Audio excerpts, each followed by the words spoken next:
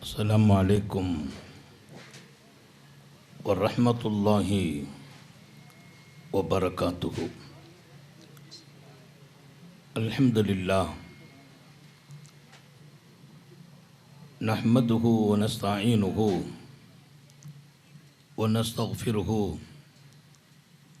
ونؤمن به ونتوكل عليه ونعوذ بالله من شرور أنفسنا ومن سيئات أعمالنا من يهده الله فلا مضل له ومن يضلل فلا هادي له ونشهد أن لا إله إلا الله وحده لا شريك له ونشهد أن سيدنا ونبينا ومولانا محمدا عبده ورسوله أرسله بالحق بشيرا ونذيرا وداعيا إلى الله بإذنه وسراجا منيرا صلى الله على سيدنا محمد وآله الأبرار وأصحابه الأخيار وأزواجه الطيبات الطاهرات. أوصيكم عباد الله وإياي أولا بتقوى الله أما بعد فأعوذ بالله من الشيطان الرجيم. بسم الله الرحمن الرحيم. فنادته الملائكة وهو قائم يصلي في المحراب أن الله يبشرك بيحيى. وقال نبي الله سيد البشر محمد رسول الله صلى الله عليه وسلم ثلاثة كلهم ضامن على الله إن عاش رزق وكفية وإن مات أدخله الله الجنة. صدق نبي الله صلى الله عليه وسلم. எல்லாம் வல்ல அல்லாஹுவின் அன்பும் மேலான கருணையும் நமக்கெல்லாம் வந்து சேரட்டுமாக. நமது உயிரினும் மேலான கண்மணி ஹாத்தமுன் நபியின் முஹம்மதுர் ரசூலுல்லாஹி ஸல்லல்லாஹு அலைஹி வஸல்லம் அவர்களின் அன்பையும் ஷஃபாஅத்தையும் பெறுவதற்கு அல்லாஹ் நம் எல்லோருக்கும் தௌஃபீக் செய்வானாக. அல்லாஹ் ரஹ்மான் நமக்கும் நம்முடைய பெற்றோர் மனைவி மக்கள் குடும்பத்தார் யாவருக்கும் உயிர் உள்ள வரையிலும் உடல் சுகத்தை நசீபாக்கி தருவானாக. மருத்துவமனை கஷ்டம் அதன் சிரமம் செலவுகளிலிருந்து நிரந்தரமான பாதுகாப்பை அல்லாஹ் நம் எல்லோருக்கும் கொடுத்தருள் புரிவானாக. வானம் பூமியினுடைய ஆபத்துகளை விட்டும் முசீபத்துகளை விட்டும் கெட்ட முடிவுகளை விட்டும் நம்மையும் நம் குடும்பத்தையும் பாதுகாத்து அருள் புரிவானாக. அவனுடைய படைப்புகளின் தீங்குகள் அனைத்திலிருந்தும் நம்மையும் நம் சமூகத்தையும் காத்தருள் புரிவானாக. அல்லாஹுவின் மகத்தான பேரருளால் மிகச்சிறப்பான நம்முடைய ஜாமியா அஷரத்துல் முபஷராத்துல் பனாத் தன்னுடைய மிகச்சிறப்பான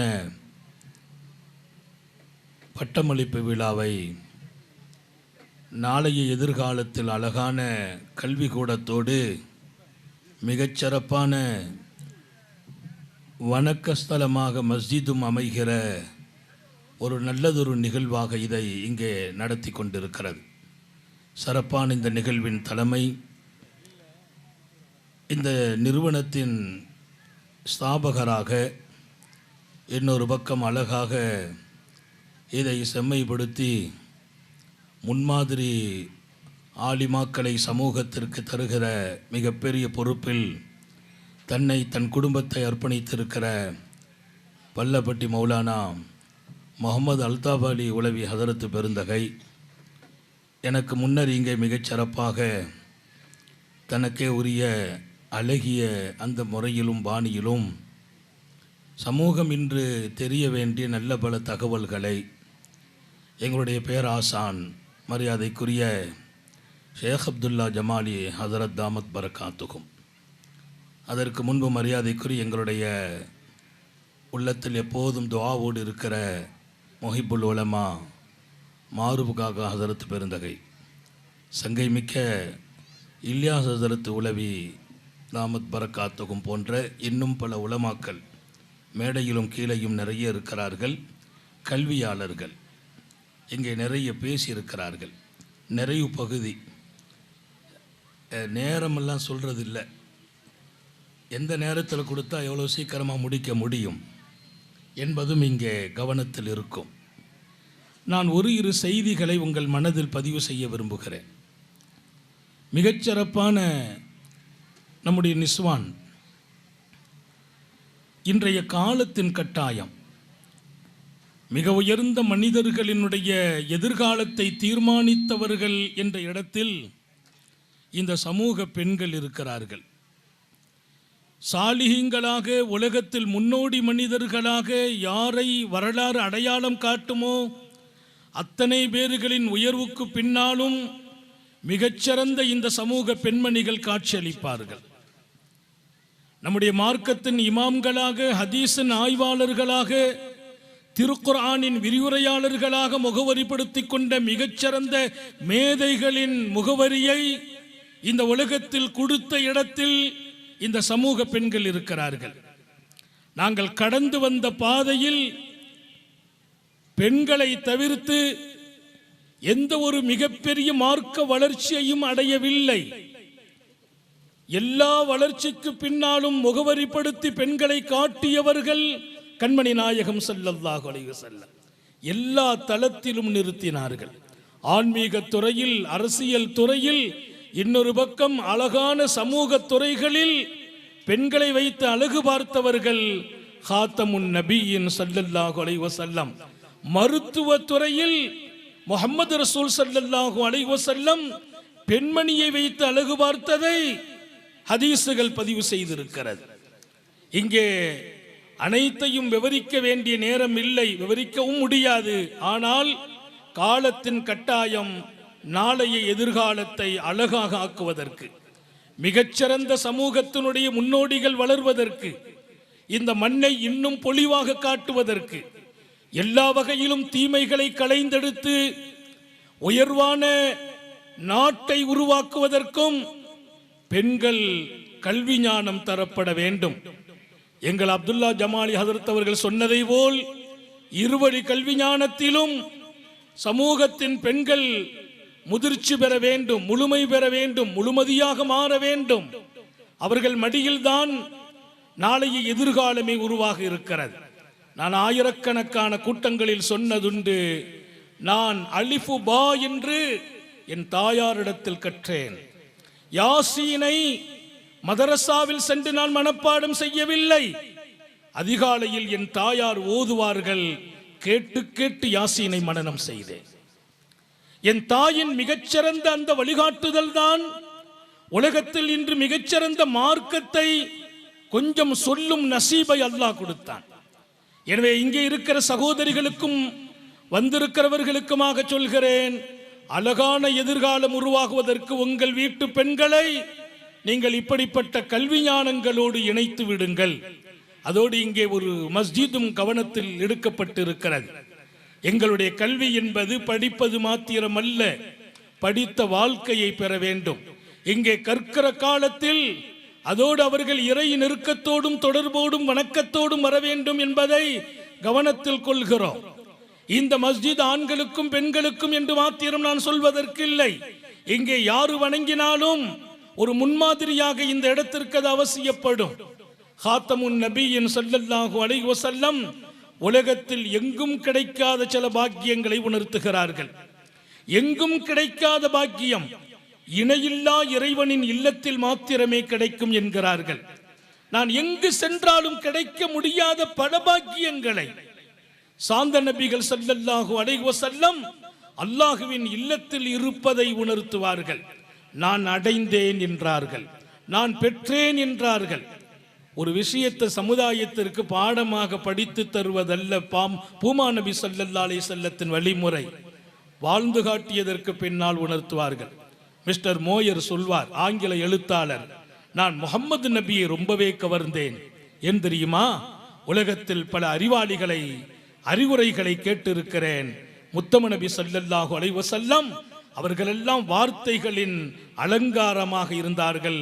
வள்ளல் நபிகள் வாழ்ந்ததை வாழ்க்கையாக, வாழ்ந்ததை சொல்லி காட்டுகிற மனிதராக வாழ்கிறார்கள். பெருமானாருடைய வாழ்க்கை பூராவுமே அவர்கள் எடுத்து சொன்னது. அவர்கள் வாழாத விஷயங்களை சமூகத்தில் சொல்லவில்லை. அவர்கள் பேசியதெல்லாம் அவர்களின் வாழ்க்கை. என் வாழ்க்கையை பாருங்கள் என்கிறார்கள். ஒலபிஸ்து ஃபீக்கும் மின் உம்ரி சினீன், உங்களுக்கிடையே நான் எத்தனை ஆண்டுகள் வாழ்ந்திருக்கிறேன்.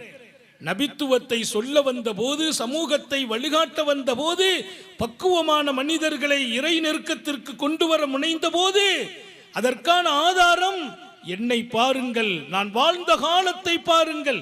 உங்களுக்கிடையே நான் வாழ்ந்திருக்கிறேன். என் வாழ்க்கையில் ஏதேனும் நேர்மைக்கு தவறான வாழ்க்கை உண்டா? பொய் சொன்னதுண்டா? தடம் புரண்டதுண்டா? ஒழுக்கத்தை கொஞ்சம் குறைத்து வாழ்ந்ததுண்டா என்று கேட்கும் இடம் அந்த யோகிய அம்சம் முஹம்மது ரசூலுல்லாஹி ஸல்லல்லாஹு அலைஹி வஸல்லம் அவர்கள் வாழ்க்கையில் இருந்தது. அவர்கள் சொல்வார்கள், நான் எங்கும் கிடைக்காத அருள்களை அல்லாஹ்வின் இல்லத்தில் பெற்றேன் என்றார்கள். அல்லாஹ் நம்ம எல்லாருக்கும் தௌஃபீக் செய்வானாக. காத்தமுன் நபியின் ஸல்லல்லாஹு அலைஹி வஸல்லம் உலகத்திலே மிகச்சிறந்த இடமாக பள்ளிவாசலை காட்டுகிறார்கள். ஹைருல் பிகா என்றார்கள். மண் உலகத்தில் இருக்கும் இடங்களிலெல்லாம் நீங்கள் தேடினாலும் அருள் பெற்ற இடம் அல்லாஹுவின் இல்லத்தை தவிர வேறொன்றும் இல்லை என்கிறார்கள். எத்தனை பெரிய இடங்களாகட்டும், எத்தனை அருளுக்குரிய தலங்களாகட்டும், ஹைருல் பிகா மிகச்சிறந்த இந்த பூமியில் இருக்கக்கூடிய இடங்களிலெல்லாம் அல்லாஹ்வின் நேசத்திற்குரிய இடம் அல்லாஹுவின் இல்லம் என்கிறார்கள். தலைப்பு அதை தந்ததால் எல்லாருக்கும் சில செய்திகள் அங்கு பதிவு செய்யணும். அல்லாஹ்வின் இல்லத்தில் நீங்கள் இணைகிற போதெல்லாம் பாக்கியம் பெறுகிறீர்கள். அல்லாமா தபரானி ஒரு ஹதீஸை பதிவு செய்வார். இங்க நீங்க வந்தா யாரு கிடைப்பான் என்கிறார். இமாம் தபரானி சொன்ன ஹதீஸ் வாசகத்தை சொல்ல நேரம் இல்லை. இமாம் தபரானி சொல்வார், ஒருத்தர் வீட்டில் உதவு செய்கிறார். அந்த உதவு அழகா செய்கிறார். அழகா செய்துட்டு பள்ளிவாசலுக்கு வருகிறார். வந்து அவர் உள்ளே நுழைந்தார். அவர் வந்த இடம் எது தெரியுமா? அவர் யாரை நேசிக்கிறாரோ அவரை சந்திக்க வந்திருக்கிறார். ரசூல் ஸல்லல்லாஹு சொன்ன ஹதீஸ் அது. தபரானியிலே இமாம் அஹ்மது தங்களுடைய முஸ்னதிலே பதிவு செய்த ஹதீஸ். அவர் அல்லாஹ்வை சந்திக்க வந்திருக்கிறார். ஹக்குன் அலல் மஸூர் அய்யுக்ரி மஸாயிரா, நீ யாரை சந்திக்க வந்தாய்? ரப்புல் ஆலமீனை இல்லையா? அவன் தனக்குத்தானே கடமையாக்கி கொண்டான். தன்னை சந்திக்க வந்தவரை எல்லா வகையிலும் மேம்படுத்தியே வெளியே அனுப்புவான். பெருமானாருடைய அந்த வாழ்க்கைக்கு பொருத்தமான ஒரு செய்தி இது.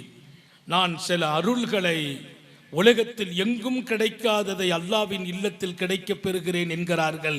இங்கே அதற்கான தகவலை தருகிறார்கள்.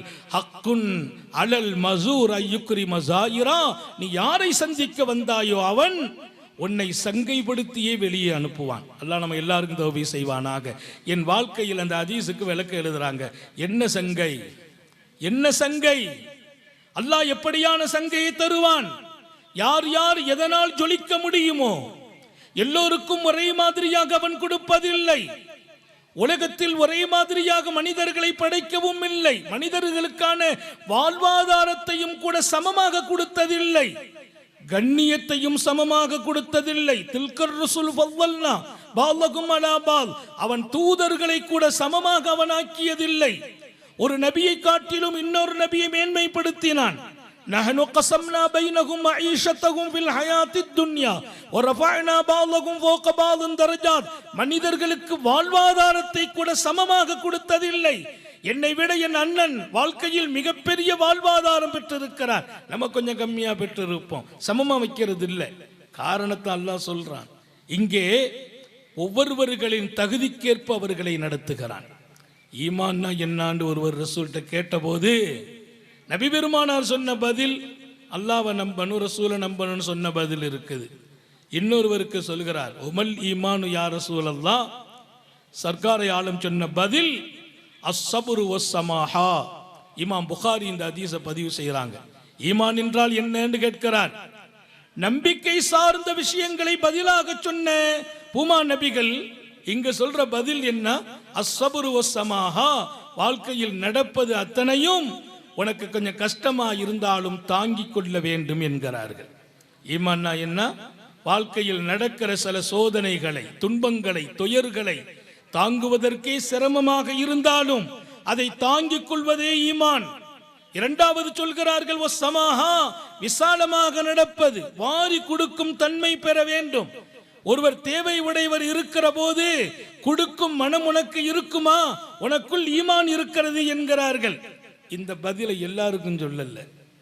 அல்லாமா ஐனி இந்த ஹதீஸுக்கு விளக்கம் சொல்வார். வந்தவரிடத்தில் எந்த தன்மை அப்போது தேவையோ அந்த தன்மையை ஈமானாக முகவரி தந்தார்கள் முத்தம நபிகள் ஸல்லல்லாஹு அலைஹி வஸல்லம். யாருக்கு எப்போது எது தேவை?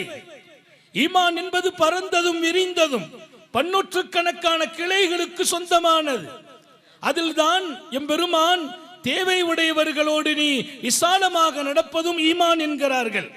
நாட்டிலும் வீட்டிலும் நடக்கிற தாங்கிக் கொள்ள முடியாத துயரின் போது நீ உன்னை இழப்பதோ, நீ உடைந்து விடுவதோ, நொறுங்கி விடுவதோ, செயலிழந்து போவதோ, நம்பிக்கையை குறைத்துக் கொள்வதோ ஈமானின் அடையாளம் அல்ல. அதை தாங்கி நிற்பது ஈமான் என்கிறார்கள் சர்க்காரை ஆலம் ஸல்லல்லாஹு அலைஹி வஸல்லம். அதேபோல் அல்லாவின் இல்லத்திற்கு வருபவர்களை அவன் சங்கைப்படுத்தி அனுப்புவான். என்ன சங்கை என்று கேட்கிற போது யாருக்கு என்ன சங்கை தேவையோ அவர்களுக்கு அந்த சங்கையை கொடுப்பான். இவரை இந்த இடத்தில் உயர்த்த வேண்டுமா? இங்கே வா, அல்லாஹ் உயர்த்துகிறான். உலகத்தில் நிகர் இல்லாத இல்லம். நான் எதை நாடி போகிறேனோ அது கிடைக்கும் இல்லம். எல்லாவற்றுக்கும் மேலால் எனக்கு எதனால் கண்ணியம் நாட்டிலும் வீட்டிலும் சமூகத்திலும் கிடைக்குமோ அந்த கண்ணியத்தை படைத்தவனே கொடுக்கும் இடம் அவன் இல்லம். எனக்கு என்ன கண்ணியம் தேவை? நிறைய பேர் சில கண்ணியத்தை எதிர்பார்ப்பாங்க. இது யார்ட்டையும் கிடைக்காது. ஒலில்லாஹில் இஸ்ஸா, கண்ணியம் அவன்கிட்ட தான் இருக்குதுங்கிறான்ல. அந்த கண்ணியத்தை நான் பெறுவதற்கு அவன் இல்லம் வந்தால் நான் சொல்ல வேண்டியதில்லை. சொல்லாமலும் கொடுக்கிற இடம் அவன் இல்லம். எனவே நிகரற்ற இல்லம் இது. இதை கெட்டுறதுக்கு விசாலமாக விரிந்த உள்ளம் தேவை என்பதோடு பணம் மட்டும்தான் இருக்கணுங்கிறதுலாம் இல்லை. பணமே இல்லாவிட்டாலும் இப்படி ஒரு இல்லத்தை நீங்கள் கட்டி தருவீர்கள் என்றால் அங்க கிடைக்கிறது என்ன தெரியுமா? பல்லாயிரம் பேர்களின் சந்தோஷம் உங்களுக்கு கிடைக்கிறது. ஒருத்தரை சந்தோஷப்படுத்திட்டோம்னா அல்லாஹ் கிடைப்பான். நாங்கள் ஸல்லல்லாஹு அலைஹி வஸல்லம். பள்ளிவாசலும் மஸ்ஜிதும் என்பது அது தொழுகைக்காக கட்டப்படுகிற இடமாத்திரம் அல்ல. லட்சோப லட்ச மனிதர்களின் உயர்ந்த இடங்களில் அவர்களை கொண்டு நிறுத்துவதற்கு நாம் போய் அவ்வளவு பேர்களுக்கு ஹெல்ப் பண்ண முடியாது. நான் ஒரு இல்லம் இறைவனுக்கு கட்டித்தந்தால் அங்கே அவர் தேவையோடு உள்ளே வரும்போது அந்த தேவைகளை நிறைவேற்றி கொடுக்கிற இடம். நான் கொடுத்த இந்த இடம் 1000 பேர்கள் தங்கள் தேவையோடு உள்ளே வந்த போது 1000 பேர்களின் தேவையையும் அவன் பூர்த்தி செய்கிறான். அபூதாவுதில் ஒரு ஹதீஸ் வரும்.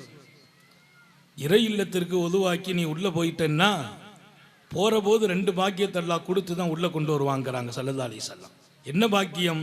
முதல்ல உன் தவறுகளை பூரா அழித்து விடுவான் என்கிறார்கள். நான் அல்லாட்ட கேட்டா கிடைக்கணும்னா அதற்கு நான் தவறு இல்லாதவனா இருக்கணும். நிறைய பேர்களுக்கு நியமத்துகளும் அருள்களும் பாக்கியங்களும் அவர்களின் பாவங்களால் தடுக்கப்படுகிறது என்கிறார்கள் நபிகள் நாயகம். இன்னல் அப்தல் யுஹரமு ரிஸக் பிதம்பி யுஸீம். எத்தனையோ மனிதர்கள் 1000 தேவைகள் அவர்களுக்கு இருக்கிறது, கேட்டும் கிடைக்கிறது இல்லை. பிரச்சனைகள் இருக்கிறது, அவர்கள் அதை கேட்க நீக்க சொல்லியும் நீக்கப்படுவதில்லை. கஷ்டங்கள் இருக்கிறது, அது போக்கப்படுறது இல்லை. என்ன காரணம்? அவர்களுக்கு வர வேண்டிய பல்லாயிரம் அருட்கொடைகள் அவர்களின் பாவங்களால் தடுத்து நிறுத்தப்படுகிறது என்கிறார்கள் ஸல்லல்லாஹு அலைஹி வஸல்லம். அல்லாஹ்வின் இல்லத்திற்கு கொடுத்த முகவரி என்ன தெரியுமா? அல்லாஹ்வுடைய இல்லத்திற்கு நீ வரும்போது கிடைக்கிற நியாமத்து எப்படிப்பட்ட நியாமத்து தெரியுமா? இணையில்லா இல்லம் என்ற தலைப்பினால ஞாபகப்படுத்துறேன். அங்க வர்ற போதே அல்லாஹு தாலா மகா அன்னுகுன்னாங்க. அவர் செய்த குற்றங்கள் தவறுகளை அழித்து உள்ளே கொண்டு வருகிறான். தவறுகள் அழிக்கப்படுகிறது, குற்றங்கள் அழிக்கப்படும். குற்றம் எப்போ அழிக்கப்படுகிறதோ உனக்கு தரப்பட வேண்டிய நியாமத்தின் வாசல் திறக்கப்பட்டு விடும். மனிதனுக்கு நிறைய அருள்களை அவன் கிடைக்க பெறாமல் போனது அவன் பாவங்களும் அவன்கிட்ட இருக்கிற இறை மறுப்பும் தான். அதை விட்டு வெளியில வந்துட்டோம்னா நியாமத்தின் வாசல் திறக்கப்படும். இந்த சிறப்பான இல்லம் நாம் கட்டுகிற போது, அதற்கு நாம் துணை நிற்கிற போது, நிகரில்லா இந்த இல்லம் கொடுக்கிற பாடம், உள்ளே வருகிற பல்லாயிரம் பேர்களின் பிரச்சனைகளை தீர்ப்பதற்கு நான் போய் வீடு வீடாக அலைவதில்லை. நான் அவனுக்காக ஒரு இல்லம் தந்தேன். இங்கே பல்லாயிரம் பேர் வருகிறார்கள்.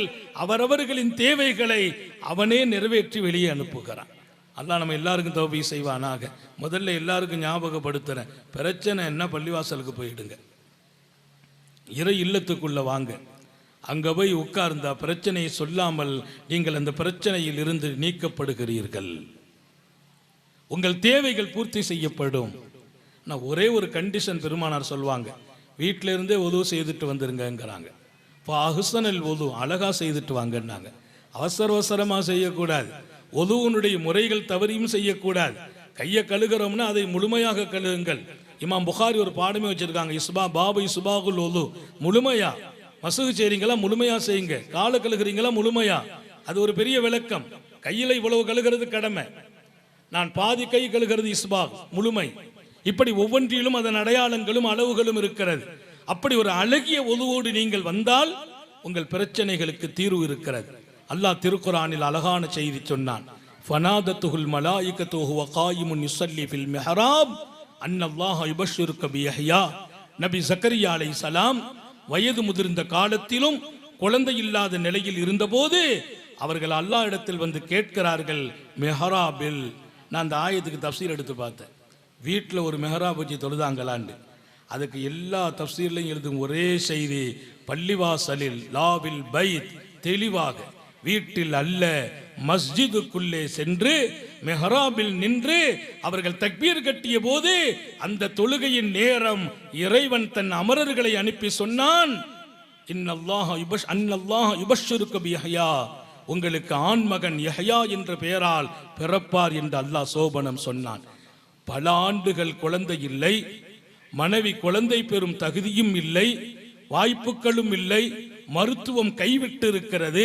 அந்த காலத்திலும் நான் உங்களுக்கு குழந்தை தருவேன் என்ற சோபனத்தை எல்லாம் அல்ல அல்லாஹ் அவன் இல்லத்தில் வைத்து சோபனம் சொன்னான் என்று திருக்குரானின் விரிவுரையாளர்கள் சொல்லிவிட்டு, நாடே கைவிட்டாலும் அவன் இல்லத்துக்குள் நீ உனக்கு பிரச்சனைக்கு கை கொடுக்கப்படும், தீர்க்கப்படும், தேவைகள் பூர்த்தி செய்யப்படும் என்று எழுதும் அற்புதம் இன்னும் நான் அதை நினைத்து வியந்து போகிறேன். எல்லாருமே இல்லைன்னு சொன்ன பின்னால அவன் இல்லைன்னு சொல்ல மாட்டான். அவன் இல்லம் அதற்கான இடம் என்கிறார்கள். அப்படி ஒரு சிறந்த இடம். ஒரு செய்தியை மாத்திரம் பதிவு செய்து நிறைவுபடுத்துவேன். துருக்கியின் தலைநகர் இஸ்தாம்பூலில் வரலாறு கிட்டத்தட்ட 18ஆம் நூற்றாண்டை நினைவுபடுத்தும். உஸ்மானிய பேரரசு நடந்த காலம். உஸ்மானியா பேரரசனுடைய வேலை இடத்துக்கிடம் இறை இல்லத்தை அவர்கள் நிறுவிக் கொண்டிருப்பார்கள். அதிகமான இறை இல்லம் மஸ்ஜிதுகள் எழுப்பப்பட்ட காலம் உஸ்மானியா பேரரசின் காலம். வல்லல் நபி ஸல்லல்லாஹு அலைஹி வஸல்லம் எங்க போனாலும் முதல்ல ஒரு மஸ்ஜித் எழுப்ப சொல்வாங்க. பெருமானார் அவர்களின் மிகச்சிறந்த பயணம் மதீனா பயணம். வந்து இறங்கிய முதலில் குபா மஸ்ஜிதை எழுப்பினார்கள். மஸ்ஜிது மதீனா முனவ்வராவுக்குள் நுழைந்த பின்னால் மஸ்ஜிது நபவியை எழுப்புகிறார்கள். உமரை ஃபாரூக் தன் ஆட்சி காலத்தில் தங்களுடைய அதிகாரிகளுக்கு எழுதிய கடிதங்களில், நீங்கள் செல்லும் இடங்களில் மக்களை இறைவனோடு இணைப்பதற்கு மஸ்ஜிதுகளை எழுப்புங்கள் என்று கடிதம் எழுதுகிறார்கள் சையதுனா உமர் இப்னு கத்தாப் ரலியல்லாஹு அன்ஹு. இங்கே மிகச்சிறப்பாக இஸ்தாம்பூலை நான் ஞாபகப்படுத்துவேன். ஃபாத்திஹ் என்ற பெரிய நகரம். அங்கே ஒரு சராசரி ஏழை, அவர் ஆசைப்பட்டார், இந்த பேரரசர்கள் எத்தனை மஸ்ஜிதுகளை எழுப்பிவிட்டார்கள்.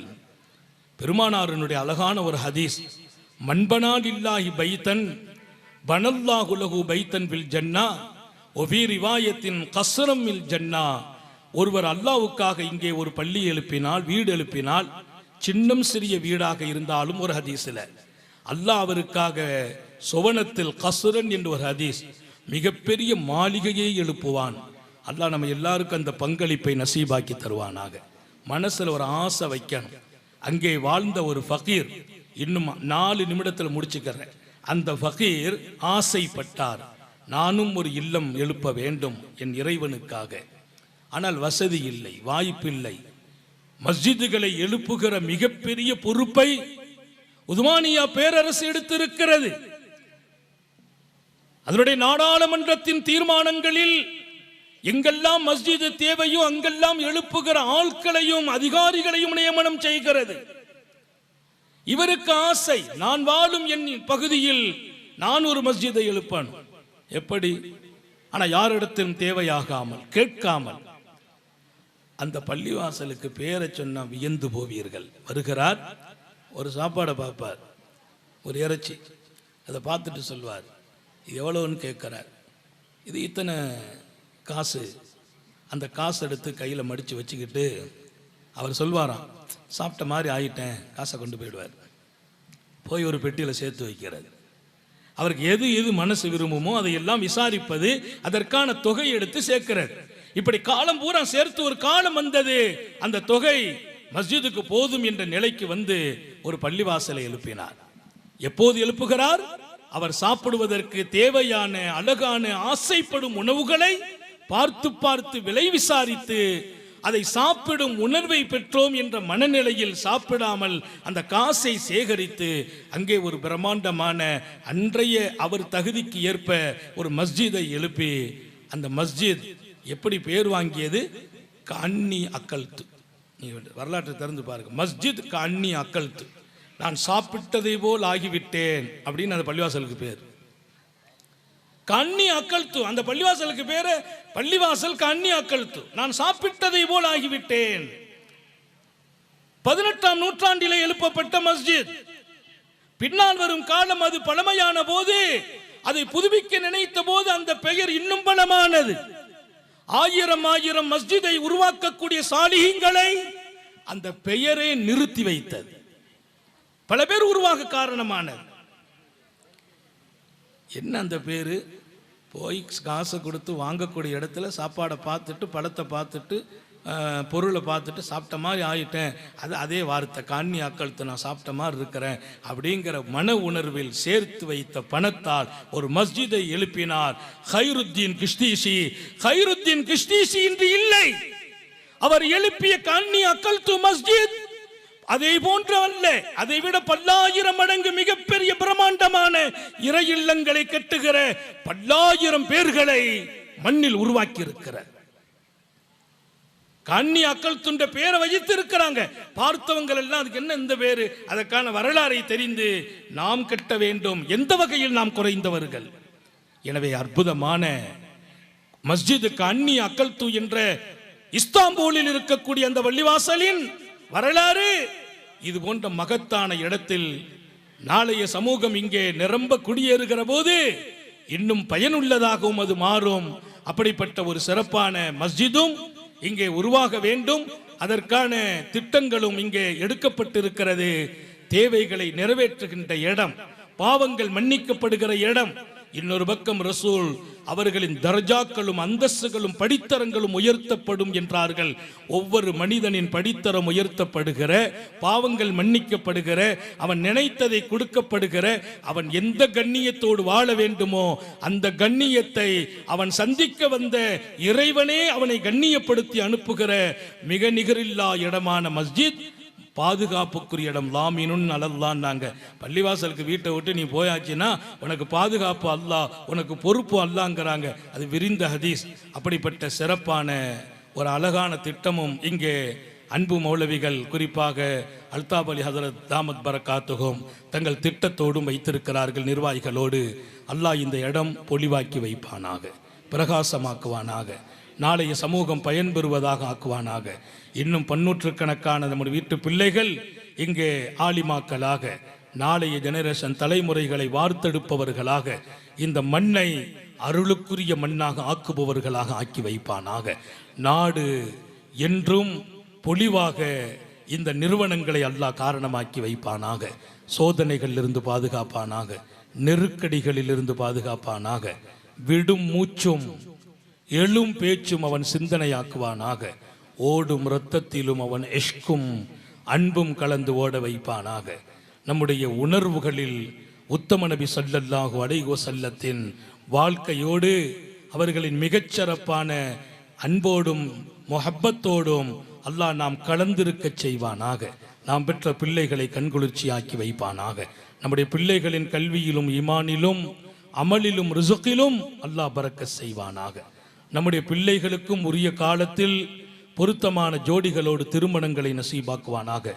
குழந்தை பாக்கியங்களை வழங்குவானாக.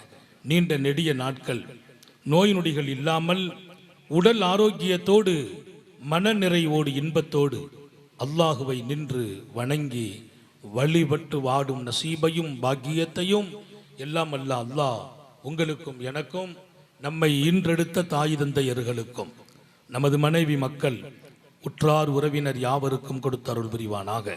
நமது உயிரினும் மேலான கண்மணி ஹாத்தமுன் நபியின் சர்க்காரை ஆலம் சுந்தர நபிகள் ஸல்லல்லாஹு அலைஹி வஸல்லம் அவர்களை கனவிலும் நனவிலும் கண்டுகளிக்கும் பெரும் பாக்கியத்தை அல்லாஹ் நம் எல்லோருக்கும் கொடுத்தருள் புரிவானாக என்ற நல்ல துஆக்களோடு உங்கள் எல்லோருடைய துஆவை ஆதரவைத்து, குறிப்பாக உலமா பெருமக்களின் உயிரோட்டமான துஆவை ஆதரவைத்து என் வார்த்தைகளை நிறைவுபடுத்துகிறேன்.